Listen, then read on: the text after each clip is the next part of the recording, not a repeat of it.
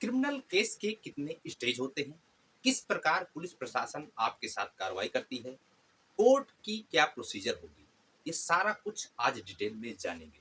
किस प्रकार से आपके साथ कोई यदि गलत करता है या कोई आपके साथ जुर्म करता है या कोई आपके साथ दंडनीय अपराध करता है, तो उस दौरान यदि आप पुलिस प्रशासन के पास जाते हैं, पुलिस प्रशासन की क्या-क्या स्टेजें होंगी? किस प्रकार से यदि आप इन स्टेजों को जान लेंगे, तो पुलिस प्रशासन आपके साथ कभी भी गलत नहीं कर सकता। साथ ही साथ यदि आपके साथ गलत करने की कार्रवाई करता भी है, तो आप उसके साथ एक्शन भी ले सकते हैं।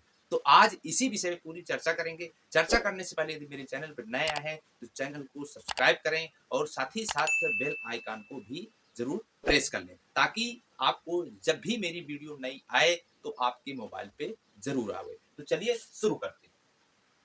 क्रिमिनल केस के 3 स्टेजेस होते हैं।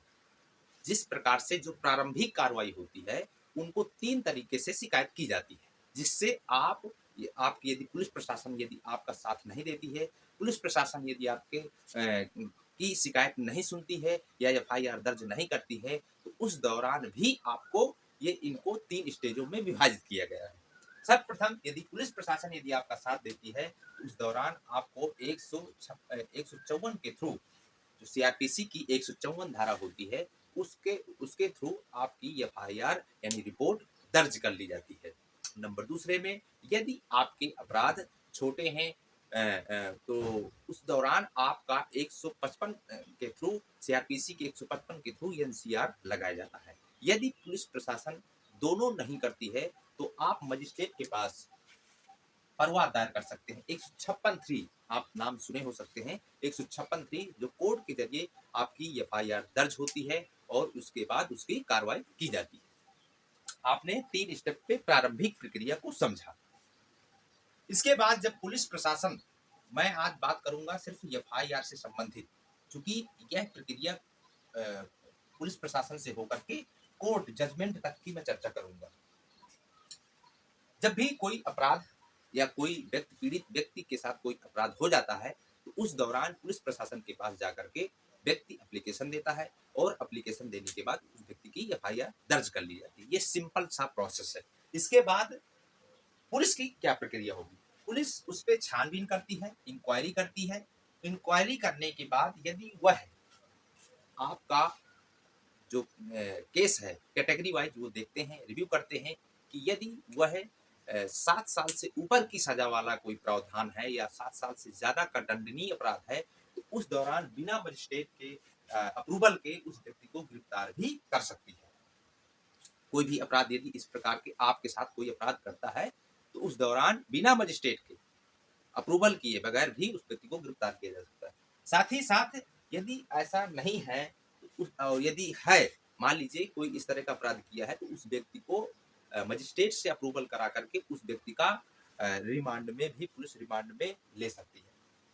रिमांड की मैंने वीडियो ऑलरेडी मेरे चैनल के माध्यम से आप देख सकते हैं। उसमें रिमांड की पूरी प्रोसेस मैंने बता दिया है, किस प्रकार से रिमांड लिया जाता है, किस प्रकार से रिमांड में क्या-क्या कार्रवाई होती है, ये सारा कुछ मैंने डिटेल में बता रखा है। तो रिमांड में जो प्रक्रिया होती है, वह सीआरपीसी की धारा 167 के थ्रू यह प्रक्रिया की जाती है, जो कोर्ट के माध्यम से होती है। कोर्ट उसमें इशू करता है कि इसको 5 दिन के लिए, अधिकतम जो है 14 दिन के लिए रिमांड में लिया जा सकता है। पुलिस उससे पूछताछ कर सकती है। ये तभी होता है जब कोई ऐसे मर्डर या ऐसी कोई स्थिति आती है कि वह व्यक्ति दोषी ना होते हुए भी या अपराध ना होते हुए भी उस व्यक्ति को रिमांड में रख लिया जाता है। उसके कहाँ-कहाँ तक उसके स्तर से जुड़े लोगों को भी उसमें रिमांड में रखा जा सकता है। तो इस प्रकार से इसमें रिमांड में रख करके उसकी पूछताछ होती है। जैसे रिमांड पूरा होता है, तो उसकी रिकवरी एविडेंस में रखा जाता है, उसकी रिकवर किया जाता है, उसके एविडेंस कलेक्ट किए जाते हैं।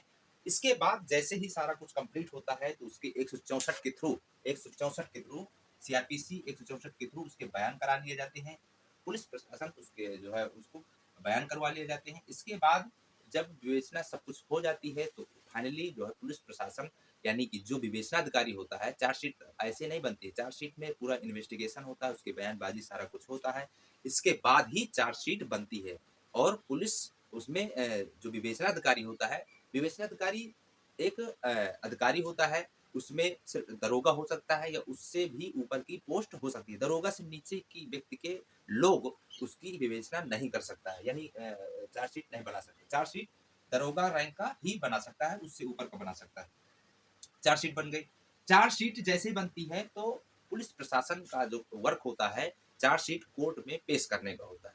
कोर्ट में जैसे ही पेश कर दिया जाता है तो उसका काम वहां से क्लोज होता है। उसमें उस केस में उस स्तर पे उस पे कुछ कार्यवाही, अग्रिम कार्यवाही नहीं कर सकता है। अब जो प्रक्रिया करेगा वो सिर्फ कोर्ट करेगी। कोर्ट यदि पुलिस प्रशासन को बुलाती है उसके उस केस के संबंधित उससे पूछताछ करने के लिए, उस दरोगा को या उस पुलिस अफसर को उसको बुलाने का अधिकार है। कोर्ट उसको बुला सकती है और उससे पूछताछ भी दरोगा से कर सकती है।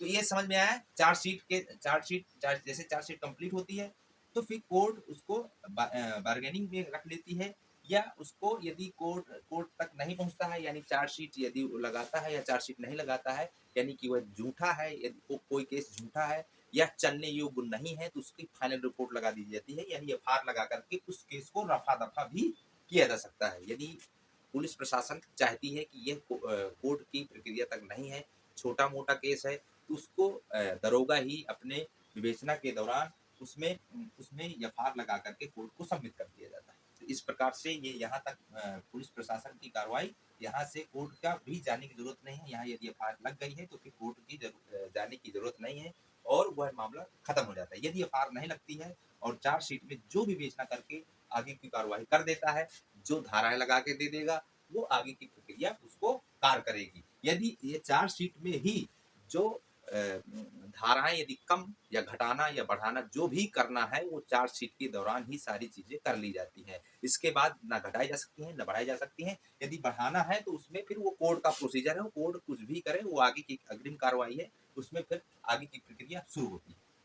आप समझ लिए कि चार्जशीट जैसे कंप्लीट होती है, चार्जशीट कोर्ट को मिल जाता है, उसमें दो भागों में बढ़ जाता है। एक तो एक प्रक्रिया ये होती है कि जो अपराधी है वो अपराध यदि कोई कबूल कर लेता है तो वह सक्सेसफुल माना जाता है कि वो अपराध कबूल कर लिया, तो वहां से उसका जजमेंट कर लिया जाता है और उसका काम खत्म हो जाता है। उसका जजमेंट हो गया, ऑर्डर हो गया कि उसको जेल हो जाएगी, उसकी सजा हो जाएगी, जो भी सजा होगी उसको तत्काल सुना दिया जाएगा। यदि वह जुर्म कबूल नहीं करता है तो उस दौरान उसकी दो कैटेगरी में बांटा जाता है। उसकी केस समरी बनाई जाती है, और यदि वह जुर्म कबूल नहीं करता है और वह भाग जाता है, वहां उस दौरान उसका वारंट केस बन जाता है। वारंट में उसको भेजे जाएंगे, और यदि वह भगता नहीं है तो उसकी केस की समरी तैयार की जाएगी। केस उसका जो है कंप्लीट केस की पूरी समरी तैयार की जाएगी, जो हिस्ट्री उसकी पूरी उसकी जो फाइल बनी हुई है उसकी पूरी डाटा तैयार किया जाएगा। उस दौरान जो है ये जो दूसरा स्टेज है, सब्सटेंस ऑफ एक्यूशन, इस स्टेज पे आ जाएगी। और यहाँ यदि वह भाग जाता है और भागने के बाद यदि उसकी अगली कार्रवाई होगी तो फ्रेमिंग ऑफ चार्ज होगी। यदि वह भाग जाता है, यदि वह भागता नहीं है तो वह उसकी केस की समरी तैयार हो जाती है। उसके दूसरे स्टेप पे उसका सब्सटेंस ऑफ एक्यूशन हो जाता है। तीसरे नंबर पे जब आ जाती है एविडेंस प्रक्रिया पे आ जाती है, उसकी पूरी एविडेंस कलेक्ट की जाती है। इसके बाद 311 के तहत उसका बयान करा लिया जाता है, और इसके बाद आपका अग्रीमेंट यानी बहस हो जाती है, वकीलों के माध्यम से आपकी बहस हो जाएगी। बहस होने के बाद उसका जजमेंट यानी ऑर्डर मिल जाएगा। इस तरह से यदि वो भागता नहीं है, कबूल नहीं करता है, लेकिन वह भागता नहीं है तो वह पूरी प्रक्रिया और कोर्ट की निगरानी में रहेगा, वो पूरी प्रक्रिया हो जाती है। यदि वह भाग जाता है यानी उस कोर्ट से या पुलिस प्रशासन के या किसी प्रकार से यदि कोर्ट में नहीं आता है केसों पे, तो उसकी प्रक्रिया अलग होती है। तो वह वारंट इशू होता है। वारंट इशू होने के बाद उसको पकड़ा जाता है। जब पुलिस प्रशासन पकड़ के लाती है तो उसकी फ्रेमिंग ऑफ चार्ज, उसके चार्ज लगाए जाते हैं। इसके बाद उसके एविडेंस कलेक्ट किए जाते हैं, उसके बयान होते हैं, 313 के बयान किया जाता है। इसके बाद एग्रीमेंट होता है यानी बहस की जाती है, और इसके बाद जजमेंट किया जाता है। तो इस प्रकार से कोर्ट की प्रोसीजर होती है। इसमें किसी प्रकार की कोई डरने की जरूरत नहीं है। जब भी कोई आपके साथ यदि इस प्रकार की घटना हो रही तो आप इन तरीकों के साथ आपको कार्रवाई करनी है, या आपके साथ कोई व्यक्ति झूठी कार्रवाई करने की कोशिश कर रहा है, उस दौरान भी आप इन इन प्रक्रियाओं को करके आप उनसे बच सकते हैं। और आपको इन चीज़ों को जानना जरूरी है, क्योंकि आए दिन इस तरह की घटनाएं होती हैं। तो आपको छोटी से छोटी जानकारी आपको महत्वपूर्ण लग सकती है। और साथ ही साथ मैं अभी प्रथम स्तर की बात किया है, अब आगे आने वाले जो चूँकि वीडियो लंबा हो जाएगा, तो मैं अगले स्टेप में आपको एनसीआर 155 के विषय में पूरा बताऊँगा। फिर तीसरी वीडियो में आपको 156 के विषय में पूरी चर्चा करूँगा। यदि किसी प्रकार का कोई डाउट है तो मुझे कनेक्ट कर सकते हैं, कमेंट कर सकते हैं। साथ ही साथ मेरा व्हाट्सएप नंबर है या वो आपको डिस्क्रिप्शन के नीचे मिल जाएगा। वहाँ पे जाकर के कोई भी जानकारी चाहिए तो मुझसे आप कनेक्ट हो सकते हैं। किसी प्रकार की कोई दिक्कत होने वाली नहीं है। तो चलिए अगले वीडियो में मिलते हैं। जय हिंद, जय भारत।